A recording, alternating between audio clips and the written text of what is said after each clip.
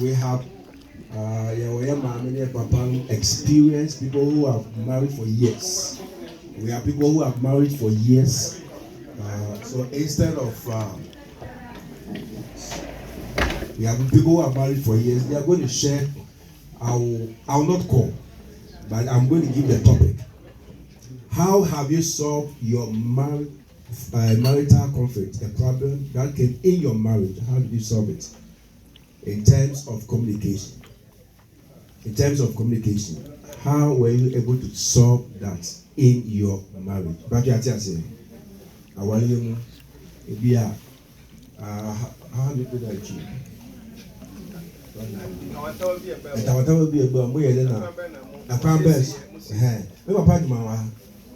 Experience married for years. About mine, I hope I see you. Sorry, that was whether I hope I see you. No, you know one Makuda.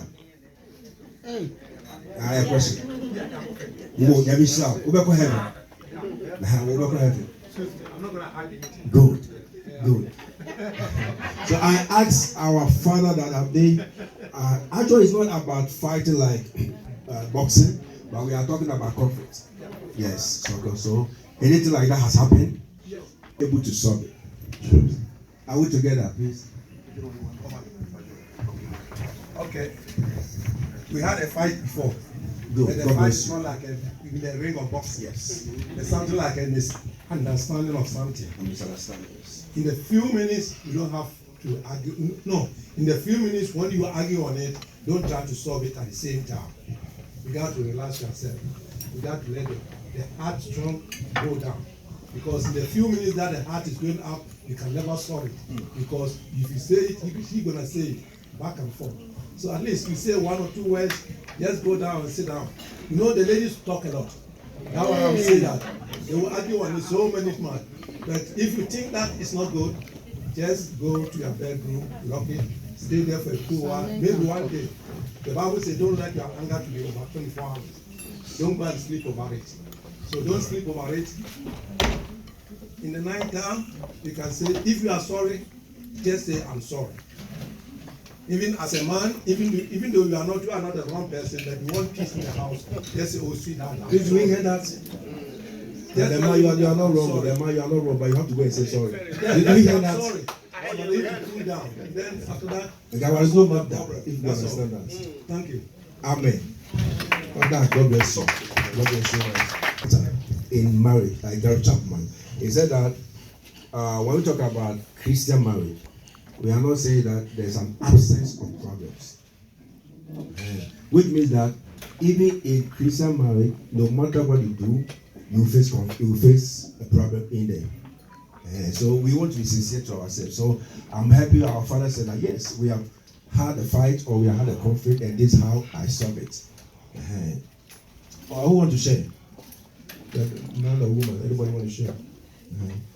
Or all of our marriages are angel marriages. No. So, talk about. And I won't buy CBF. Now, China get back to the world. What must solve? Excuse me. Okay. Yes, Ella. No, I'm not sharing this. I just want to ask questions. Yes. Questions. I mean, no, just ask questions. I just want to. Sometimes it is not your inability to say sorry, but the way you say the sorry is very important. Oh, we just say maybe no, it's something like you are being sarcastic. You know, you may say into the meaning to. I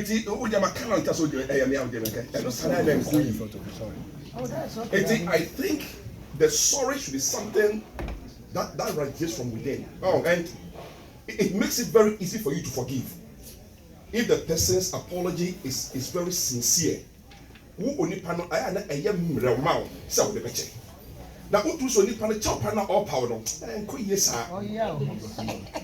see, you can tell. I mean, we are all human beings and we have this feeling, this intuition. When someone is really sorry, you can tell from his emotions, the way he speaks, his action, his demeanor, everything points to the fact that this person is genuinely sorry. It's just like this. You just forgive.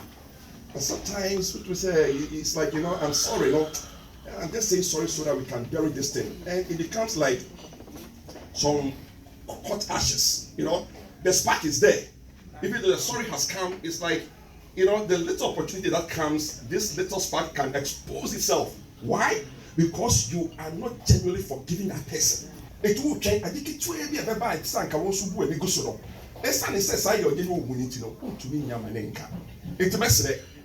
If you are saying sorry, let it be real. Let it be genuine.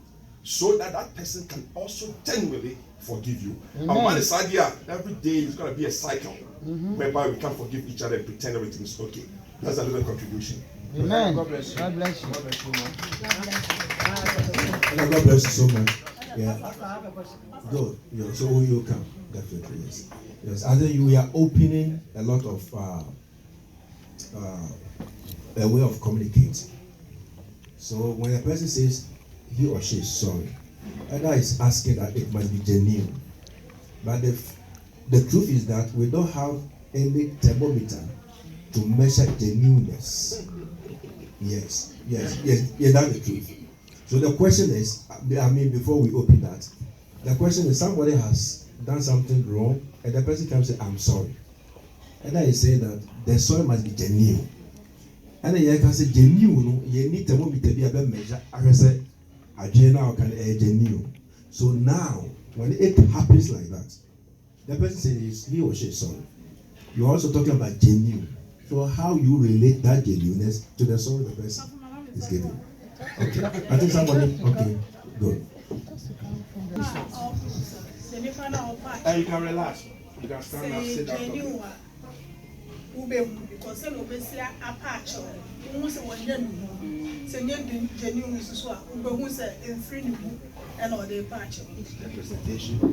how the person present that sorriness or that forgiveness. How the person present that apology.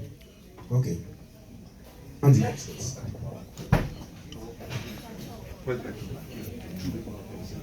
Hello. So, Kaka person can come and say, so yes, sister, what can I say? You are yet genuine. So, Sunday Bible say, "You pray and we are close to each other." Sunday Christo D and Bonnie and Sunday will pass our was as long as it depends on you. A bit any pain answers to us with you. It's a maybe moment dear. Say a genuine, say a genuine. It's answer a person may worry court. See a real son of Christo Banitino. Me, Macumamudia, may the better. So one patch of Grana, may the better. So they make me get it on with my life. It's not forgiveness is for you. And you depend on why you're one casa no de one child. A one casa. And my way relief. But I say, who have what 1 year now?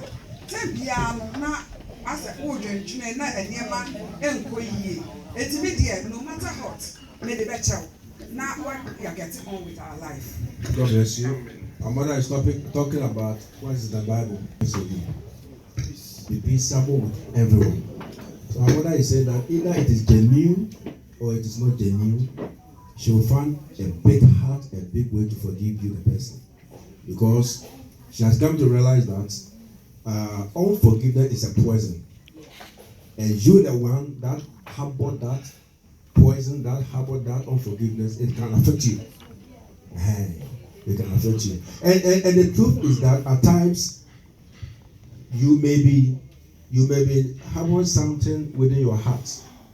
But the person you are thinking about, the person may be sleeping and waking up, not even knowing that he or she has done anything wrong to you. So you have to be able to speak out. You have to be able to speak out.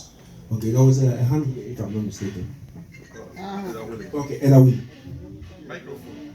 Please, can we pass on the microphone? Who's got a mic? Sometimes you have to speak out because the man who said.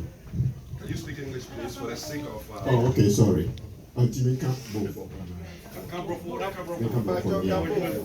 Sometimes you have to speak out because what I see is that if you don't bring the problem and that which went wrong, no more come out, no more how to solve it.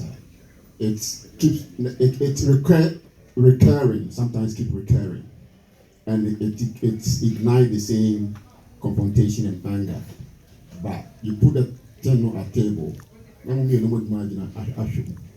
That is when said the Papa can before na go from. No the margin show. What the margin more? Through within your heart, no, and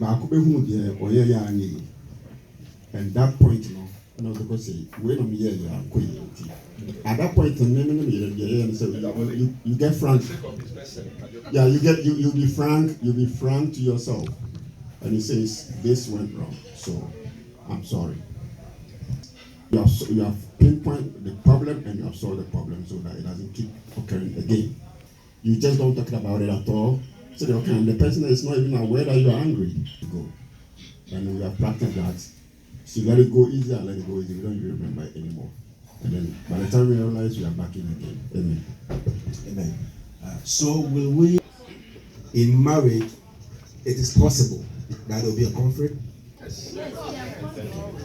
Are we also saying that in marriage it is possible everything can be solved? Yes. Okay. Then why divorces? If everything can be solved, why then divorce? They did not understand each other. There will be conflict, yes, and everything can be solved, yes. Then why divorce? Yeah, money is part of the conflict we are talking about. Money is part of the conflict we are talking about. All this when we talk about conflict, we are talking about all conflict, emotional, physical, spiritual, every conflict that happens in marriages. If it is possible to solve, then why divorces? Okay, yes. Yeah, I think it's end in divorce because of the mindset that you enter into the marriage. We'll come there. Values and expectations. So I don't want you to lead us. We'll be there. Okay. Because of the mindset, because of the values and expectations in the marriages. Okay, someone, yes. We'll come there. There is a topic by itself, so I don't want us to go there. I also wanted to talk about resolve our conflicts. Yes, part is part. Conflict and resolution. Yeah. At times, some of us, we use sex, instead for us to apologize, we use sex to apologize. We have sex time, but the sex time is sex time. But when you are wrong, know you are wrong, apologize. Don't use sex to cover your apology. Yes. Don't use sex to cover your apologies. Yes. Say sorry. Sorry is sorry. Say it. After that, when you see everything is done, you can enjoy. You can enjoy yourself. Sorry time. When sex time says it's sex time. Exactly. That's what I wanted to say. So Mary is saying that, I know my husband. Never say I'm sorry. let me just give him one. After he sleeps, he wake up. A patch or no patch. I tell remember there be a patch or no. What's that? I don't know what be a patch. All right. You see, what Sof Mami said, I just want to, I mean, it's kind of a little mind-boggling. There is a conflict between the giver and the receiver. And one wants to use sex as a bait to cover up and solve it. How would that even work? Because sex is by enjoying and having that peace of mind. I'm using sex to cover up my wrongdoing. Then I'll say that is an abuse. Personally. Because the issue that is there hasn't been resolved. And I'm using sex as a bait. So I think if we are here as men or women and we are into that act, I would not say it's just you are abusing the right of that person. And it tends to, when you do that, it escalates to a different thing. That is where at the next level of it, it's all us. So I believe for us to, Kefosu, put your hands down. Don't. I know what you want to say. But if we are here and we are using sex as a bait to cover up, Sof Mami rightly said it. Me personally, if I have a little confrontation with my wife and I go on and have sex, I don't ever enjoy it. It's not feeling, it's just an abuse of my mind and my right. But when they resolve, the issue has been resolved. It's like you can sleep godly, right? But when you have that in you and you're using it, I don't think your Christian faith will ever be that straight. I'm done. It's because we used to do that, and the next day our wives or our husband will be talking to us, so we think they are forgiving us. When I have sex with her or him, in case we have problems, he forgives me. Instead for you to apologize, you don't know that that person is still harboring that thing in his heart. Although you thought you have certified that person, but still you didn't apologize. At times that's what some people think. Yes. Because they know that if I have sex with her, and at times people say when you have sex with others, it can resolve all conflicts. But we have to apologize before we do the do. Okay, good. So someone will come there. I think that one is topic 3. Well, a point, I think we are getting things, but you and I are getting things mixed up here. Because things mixed up. We are talking about resolution. Yes, conflict resolution. We want to resolve the issue. Whether it is sex we need to resolve or it is apology we need to resolve. At the end of the day, the end goal is resolution. Are you understanding me? Okay, so now, if you, Kwaku, you choose sex to resolve the issue, it's fine, it works. Okay, if another person, because the way we are putting it, we are looking as if say, by all means, somebody should apologize before. Once a method works for a couple, let's not touch it. Let's not tamper with it. That works. Now, even after the sex, okay, even after this, especially when the sex is good. Yes, especially when you do it good. And then after that, if you, the man, you are wrong. After that, you look into her face and say, you know what, see that, I'm sorry.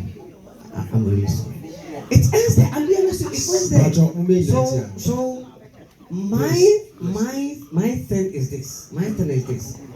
Every couple who have married for at least 5 years know how they resolve their problems.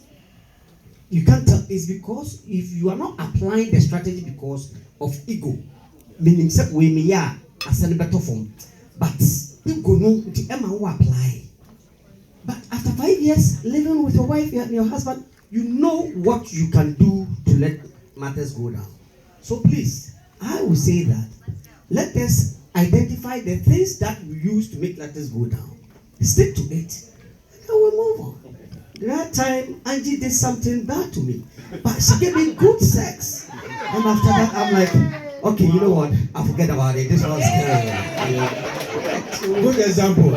Please, you're back there. You're back there. Then after that, yes, you're back there. But before I hand the microphone, let me chip in this. You see, I think let me speak on behalf of all the men. There is this mentality. No, I may be wrong, but this mentality. You see, women are very emotional, and I mean to connect to apply. With men, we are so spontaneous. Once we get that mentality of sex and things begin to rise up, we just want to put it somewhere. Once we are satisfied, be gone. But a woman has to prep her mind. So if you hurt a woman who is very delicate and you want to use sex as an excuse, she may literally open up, get it down, and it's gone, because that is what you want. But I think the best approach, as Oswani said, a woman can let you have a way. You may enjoy it, all right, but what about her? Simply because you are forcing and wanting, and sometimes some men become very intimidating, forcing their way even on their wives, which itself is a rape.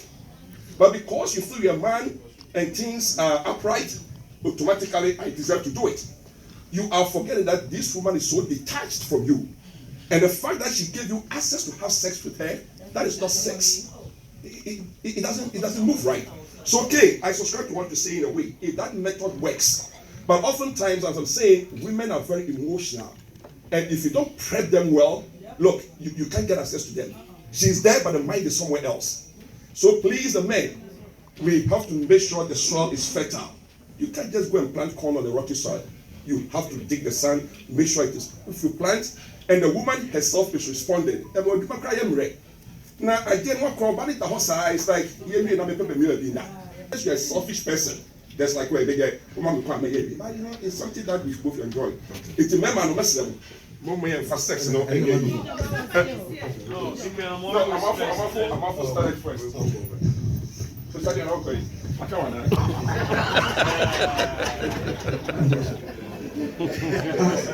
Listen, as Elder is saying, there are certain things that when you are doing, it may work to certain stage or certain level.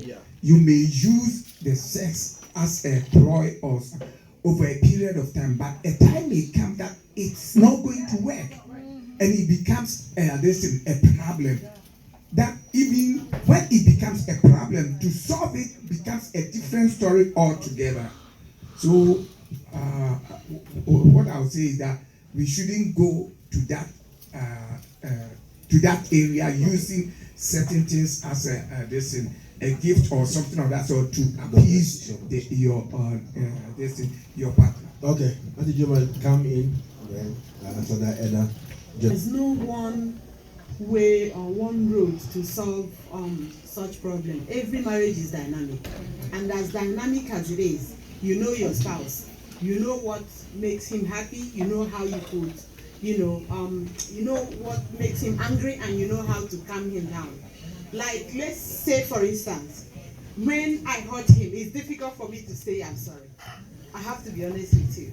It's difficult for me to say I'm sorry. Okay, I was going to talk about that because there are some people. I don't say I'm sorry. I don't know why. He will say it that I'm arrogant. But what happens is, and in the midst of it, I know he loves certain food. His belly is very important. He doesn't eat what everybody eats. He doesn't eat rice, anything carbohydrate is okay, perfectly okay. No, nothing, blood glucose good, but it's very annoying that he has to eat fish and all of those, all of those food, veggies and all of that, which is very difficult to make. But I know that when I hurt him, when I say something he doesn't like, by the time he comes back, I make like 5 different dishes. I put them in the fridges. That's what I make for him. So and he your know way that to say sorry, that's, right? yes, that's my way of saying sorry. By the time he comes back, different dishes, I'll put them in different plates. We have 3 fridges, I'll dump them in there so that whenever I warm and eat. Yeah, but for me, when he hurts me, what he normally does is he will be moving around. I want to hide because I don't want to hear that I'm sorry. He's too much like I'm sorry, he will start crying. But I don't want to hear it, I'll be hiding. And here's your mother. The children will like, Daddy, almost I'm sorry. To the extent they know. So, I mean, every marriage, you know how it works. And when you make it work, trust me, you will enjoy it to till God comes. Praise the Lord. Amen. God bless you, man. Yes, actually, as part of the communication, I was going to ask, either will come in. I mean, there are people who say sorry become difficult. It is culturally based, or the environment they grew up. So at times when people don't know how to say sorry, that don't mean they are arrogant or they are disrespectful. You have to know where they are coming from. Because even in back home where I'm coming from in Ghana, we have different tribes. And there's a certain tribe says that the woman saying sorry is not easy. It's not that they are arrogant, they are disrespectful, but culturally that's where they are coming from. A woman from that tribe, and you don't know their background, you say this woman is too arrogant, this woman. But if you know their history, so Ajay Joma, you are lucky, you have a wonderful husband like me. God bless you. Yeah. It was going to be a question, but our mommy touched on something that is dynamic, different. The way I saw mine may be different from how you saw it. But the question is, how can you use sex to solve an issue without, because before you engage the sex, at least you may say something. Would you say maybe the woman will bring the issue or the man will bring the issue and might talk about it before the sex, or you just go in and say, let's have sex? I don't understand. That's why that's something I want to. Okay, there is true. There are a lot of people who do that in order to say they are sorry. It is common. As Ella was saying that for him to know that the wife says she's sorry, that's the route he goes or she goes. Now we don't have one method for every marriage. But the truth of the matter is that if you use one method for years, it will break down. Because if every day the man is the person apologizing every day, a time is coming, that ego will come. And when that ego comes, it can break the marriage. If you use one method every day, oh, my husband, I know I'm never going to say sorry. I know if I do this, he'll be okay. Oh, my wife, I'm never going to say sorry. But it is very, very okay to say you are sorry.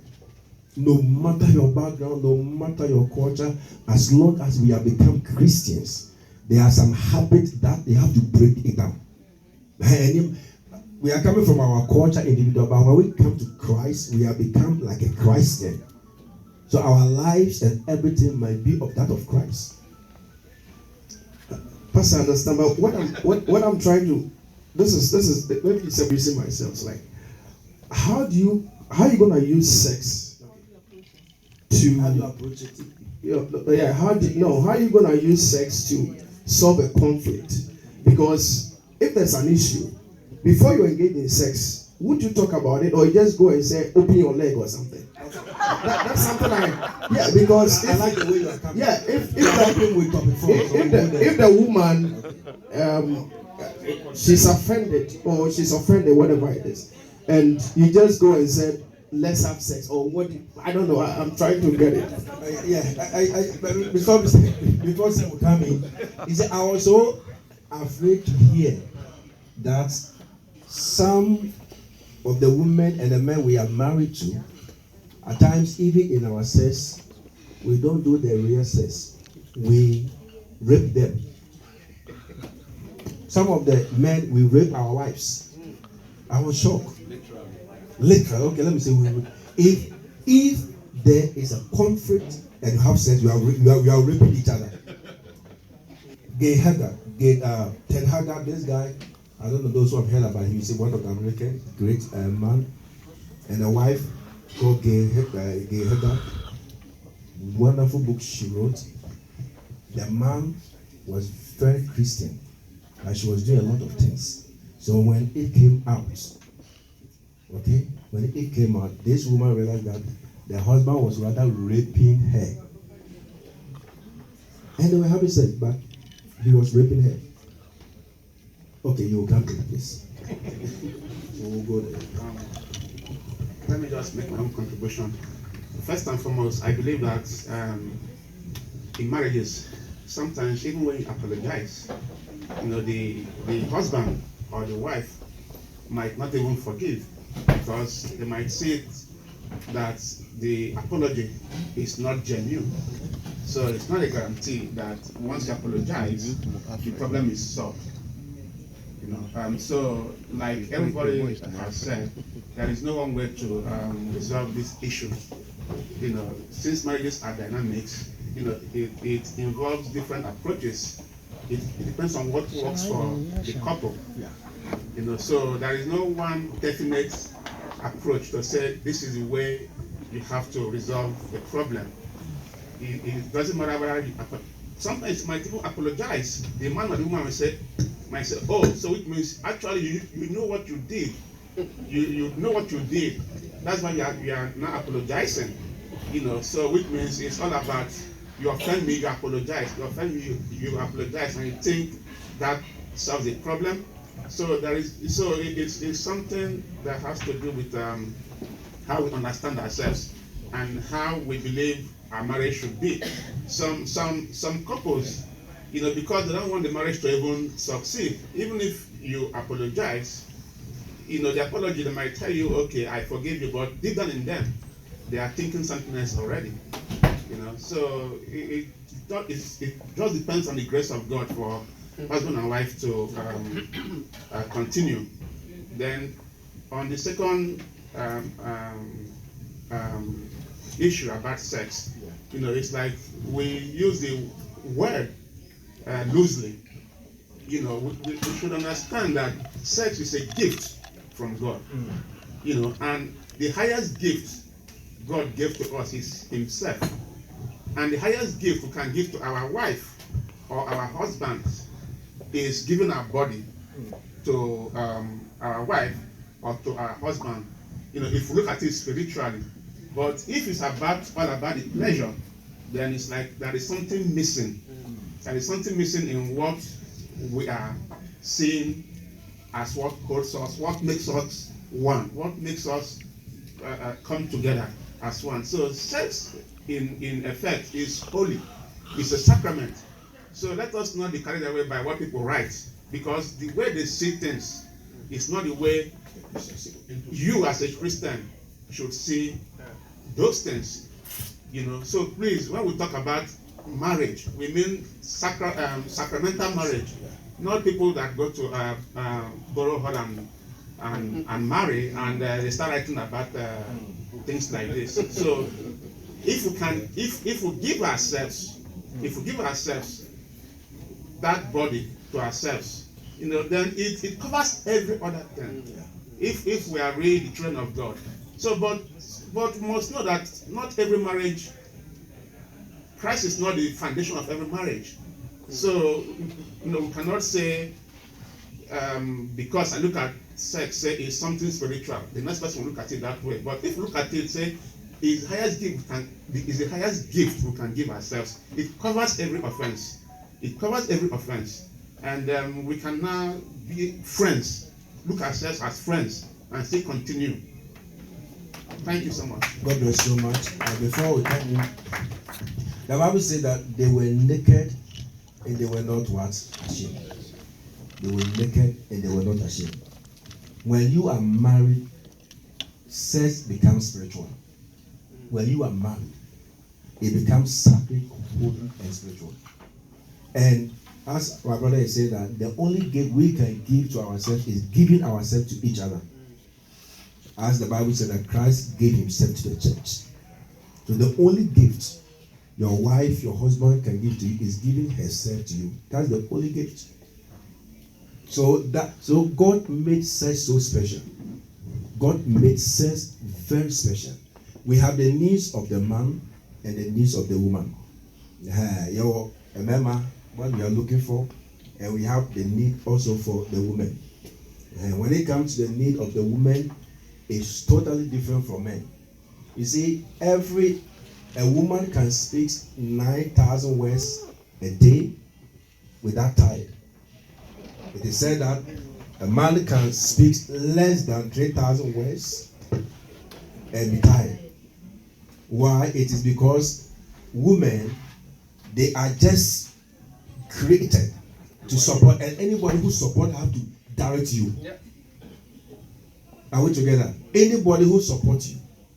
If we are able to carry the table, God will have never created women for us. Because God realized that we were not able to carry the table, so the woman came to support her. So the woman is our helper.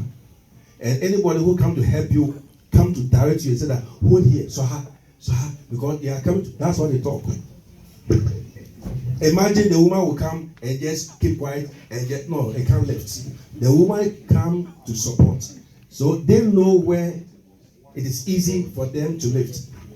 That's why I said that if you're a man and you want to grow, you want to grow and grow forever, let your wife, help your wife, let your wife knows about your money. I know when I talk about this, it may seem difficult. If you're a man, you want to grow well and grow in life and be happy, let your wife knows your money. No. Because imagine if she's not aware, probably one day you will pass away and she will definitely be aware. Especially when you are married here in America and everything together, she will definitely know. Now my husband had this one, so why do we be worried about ourselves and hide them? How do we hide them?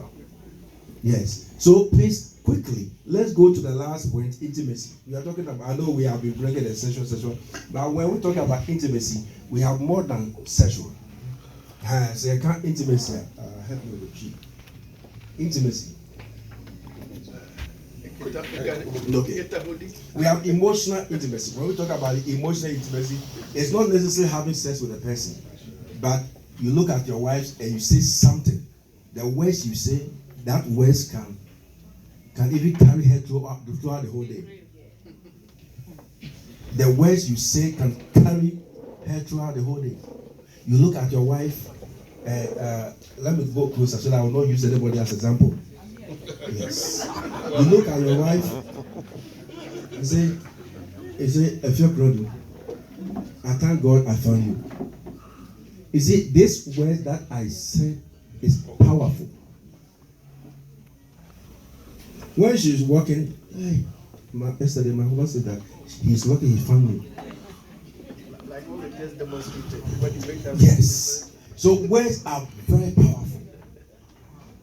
But imagine, but she can remember this. It is said that she can remember these words for only 25 years. Up to 25 years, there are these words.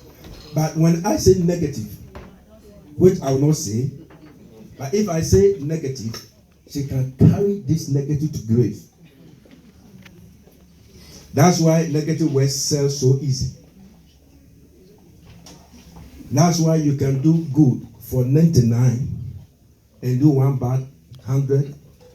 The one will be remembered for years. There was this guy that they voted for him as in school as SRC president. There were 100 people, and 97 voted for him, and only 3 people did not vote for him. And this guy, because of the 3 people who did not vote for him, and with the things just 3 people who did not vote for him, he became so mad. So you can imagine, just 3 people. He forgot about the 97 people who voted for him. So he was asked, what did you vote? Hey, did you vote for me? Are you sure you are the one who did not vote for me? Well, you just won. At the end of the day, what? You just won. That's how it is in our marriages. We easily remember the bad things. We easily remember the bad things. But can you remember one good thing that your husband or your wife has done for you? Can you remember? If you can remember one thing that your wife or your husband has done for you, it will cancel every act of divorce. It will cancel every act of divorce. We are all working towards perfection. We are not there yet. We are not there yet. We are all working towards perfection. That's why Gary Chapman said that when we talk about perfect marriage, there's no absence of troubles. Which means that as long as we are living on this earth, troubles will come. It is said that about all of us, we spend most of our time at work. Yes or yes? Yes. Especially in the Europeans and the North America. The workforce spend about 60 to 70% hours at work. And all the problems that our marriages are facing come from work. Most of the problems. Because when you spend 8 hours with co-worker, you become so acquainted with that person. So only a co-worker, you become so like he or she is your friend. And especially the ladies, if you work with a man, your boss, 8 hours, you will be working with this man for 8 hours. And this man probably is good to you. Once a while, the man will come from work, from home, and buy you a gift. Before you realize, you have given yourself to that man. It happens. About 67% of this happen at the workforce. And this happened to most people who, I'm not talking about those who are not married. I'm talking about those who are married. And before ministry, my job, I used to travel. And I always say that when we travel with people who are married, but they leave their wives and go with their mistresses. In Ghana, they call something. Yes, size check or something. They are married. And they are married. And we'll go and audit the companies. And in the night when everybody go to their hotels, they are married and they will go with different women. And we come back and some of them are Christians too. They hide their rings. So some even don't even hide their ring. They will be open. Just know that I am married. If you come, you come. Yes. Things that are happening at workplaces. Because we spend more time at work more than home. Some of you work like 2 jobs. We have 24 hours a day, right? Okay, you imagine you have worked 16 hours at your first job, and you have worked 8 hours at your second job. How many hours have you worked? You have worked how many hours? You worked first job 16 hours, second job you worked 8 hours. How many hours have you worked? 24. You have worked 24 hours. And the small break they will give to you for you to come home, 2 hours you sleep. And that time your husband can't disturb you because you are tired. When you go back, it's the same employees, the people you work with, they are the people you are going to see. And research says that if you begin to be acquainted with each other, if you see somebody for some time, as time goes on, you become easily acquainted to the person without knowing. So they were asking these people, they were asking some of the women who are married, but they have slept outside their marriage. They were asking them about some of them said they don't even know how it happened. And it's true, they don't know. Because they spend more hours at work. They don't know. That's the truth. They spend more hours at work. And they became so easy with these people. Oh, let's go to lunch. Then they go to lunch together. Oh, we are having our workplaces. We are having some party. Then they go to the parties. Then they leave their husbands. They leave their wives. So all these things are creating a lot of divorces in the America we live in. So as Christians, all that we are saying is that as Christians, wherever we find ourselves, we must be like Christ. We are married or not even married, but you are a Christian. You go to work. Let your co-workers know that while you are married. Because I was so surprised to hear that and to read that there are people who go to work and hide their rings. They go to work and hide their rings. And they were asking them, is it that their work demanded they have to take their rings? They said no. They don't have to take their rings. But they just hide their rings. So that their managers will promote them. Because there are some managers, if they realize that you are a married woman, it became difficult for them to propose. I was listening to this interview and I was so shocked. If Christ lives in you, and you know that where you are going to work, it is God who has given to you, don't worry about promotion. Promotion comes from God. Are we together? Yes. Promotion comes from God. Promotion comes from God. It does not come from man. So my final question is, why is it that at times when they stand for a man and a woman together as sex, at times it is only the men who are demanding. Research says that it is most of the time it is men who are demanding the sex, but the women at times they are like a dassica, as if they like it, as if they don't like it. So my question is, why is it that always is the men who are asking for that? I think the woman should answer this question first. Okay, I heard that the women will be answered this question. Especially when children are involved, and when we cry.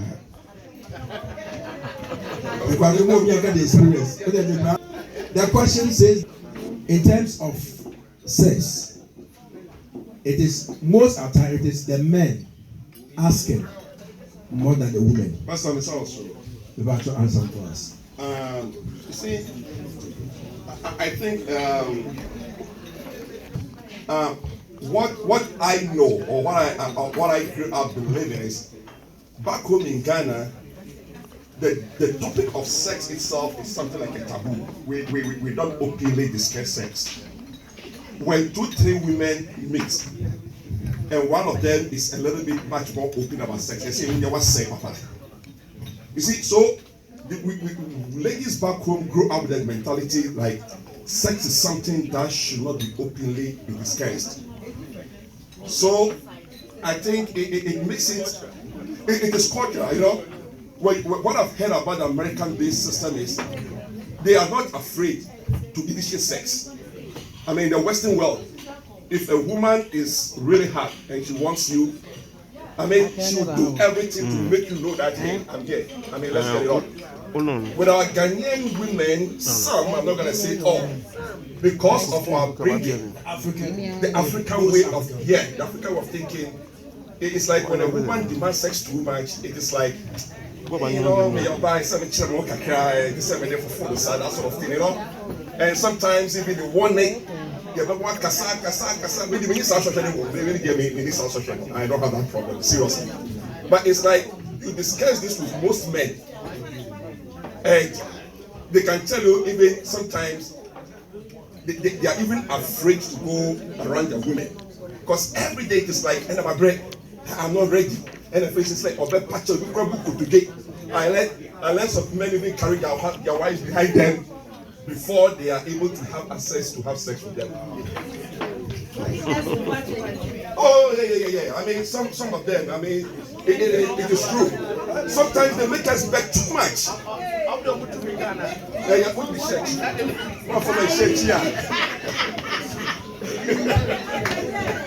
All right. See, so what I'm saying is, our Ghanaian ladies, please open up. African ladies. Hey, maybe sex itself is not something that we openly discuss. At times, what I know is when a woman approaches the husband on a very nice day and tell him husband, you know, and not quite my foot by next year. I guess a lady of shoes. I said, I want to put it there with you. But I said, I got no saucer. The message also said, sometimes into the men, it is the fault of the men. I'm not sad, you know.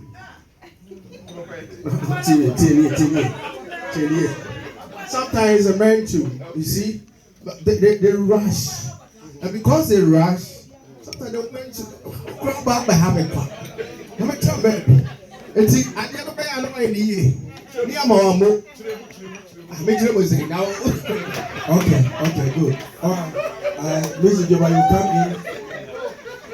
You see, we were talking about. Please, are we together? You know, naturally speaking, men biologically they have the urge. Women biologically the men. biologically speaking. Okay. Because of the way they are made. Okay. Men, they have the head over that when it comes to a woman. And again, I think the odds is more on the men than the women. Like some women, we can stay 10 years without even, our body is not going to react. But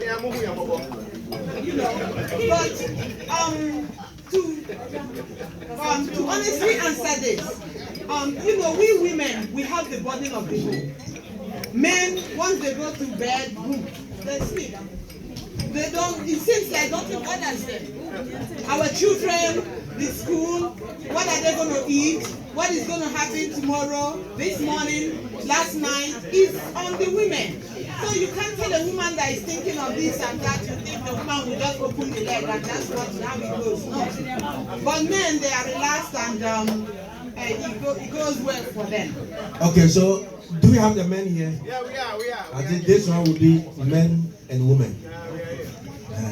The women are saying that they are women of home. They always think about the children. But Mama, who told you? Who told you that you always think about the children more than us? We think about them too. And probably we even paid some of them, we even paid the school fees. We even paid their school fees. Some of the men, we pay their school fees. Apart from paying their school fees, we care for them. So don't ever think that you love your children more than us. But don't forget, are we together? Please, when you are married, okay, and a child comes in, first know whom you are married before you. You are married to the man before the child. Yes.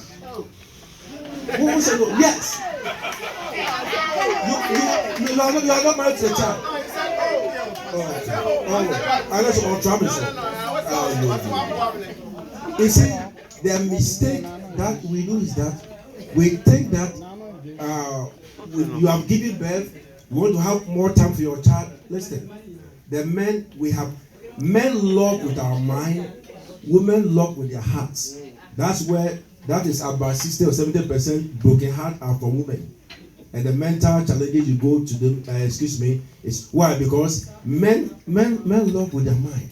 Take it that, excuse me from this word. When a man is even seeing somebody outside the marriage, forgive me for this word, but I want you to express something. Which will never happen. When a man is even seeing somebody outside the marriage, research says that the man still respects the wife at home. Most it happened. The man respects. So Awaya, let's say, Dr. Menko, your baby is here. When even this and it began to be realized like as if it's true. No matter what happened, when a man is even going outside his marital home, the man respects the woman home. By listening to a woman, when a woman begins to go outside her marital home, she goes with her heart. A woman goes with her heart. That's why a woman can do many things at a time because they go with their heart. They can love 20 people at the same time. But they will go straight to one person and they will forget about the 90 people. But a man, Obama, no matter what a man do, with the mind is still there. I guess you're in a group. Yes. Because men, apart from thinking with our mind, our heart is there, but women use more of their heart. When a woman says, I love you, don't joke. When a woman says truly, I love you, don't joke. And they love you with their whole body, everything. When a man says, I love you, or say, do the home. Yeah. When a man says, I love you, and normally the love will come when the man is looking for something that night. So the day you hear, I love you, it means when you go to bed. But a woman can say, I love you without even having any feeling for sex. Because they love with their hands. No strings attached. No strings attached. No condition. Doctor, back to the microphone. Oh, no, I'm not going to talk. I don't have anything to say. Hey! Yeah, so Or he said I'll give you answer, so he will not talk. Okay. You finish. Oh, okay. So we are still talking about that. Men always. Okay. And that's why our sister said that. We should. That's why our sister said that. Yeah, our sister answered. She said that because the women are more to the house. Okay, so the question still stands. We are asking that why is it that always the man has to ask for sex? Always. Most 70% always is the men who are asking. The men are asking. Okay, doctor. Yes. What do you want doctor for? And then, so remember, I always say, and you won't answer that.